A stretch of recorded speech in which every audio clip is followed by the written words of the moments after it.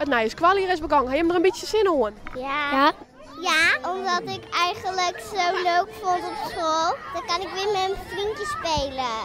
Nou, eigenlijk net echt. Dan was de hele tijd bij het opstaan. Daar had ik eigenlijk helemaal geen zin in. Maar ik had eigenlijk wel een beetje zin in. Ik wil eigenlijk het sliepen, kom in mijn binnenst waar je maar wekker worden. Hoe wilt het voor de meesten nog even wennen wie? Gie de wekker we betiert, want de vakantie is voorbij. En bij CBS de Wienroos in Wolterswoud wie het liep was geen gewone eerste squaldag. Het nieuwe squalier startte daarmee een hindernisbaan. En nu dit jaar stuiteren we het nieuwe schooljaar 2025-2026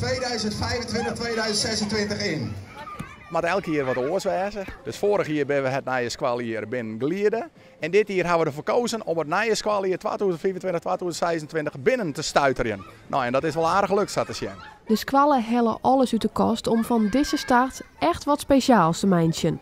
Het is altijd een heel spannend moment natuurlijk, hè, dat je weer een squallen maakt, dat je 6 weken vrij gewoon hebt in alle rust. En uiteindelijk maak je dan weer toch weer een squallen. En dat is toch wel een speciaal moment. Misschien krijg je wel een nieuwe meester en misschien wel een nieuwe juf. Nou, het is altijd even weer wennen. En op deze manier dat we daar heel mooi mee beginnen kunnen. En voor de band van groep 8 is dit vanzelfs een heel bijzonder jaar. Haar laatste bij de Wienroos. Ik kan me voorstellen dat het de laatste keer voor jullie is. Het begin weer wel leuk, maar ik denk dat de rest van het squad hier is eigenlijk heel saai. Nou, we hebben werkje en ja, maar het is net een heel tijd eigen ding doen. En waar had dan het meeste zin in?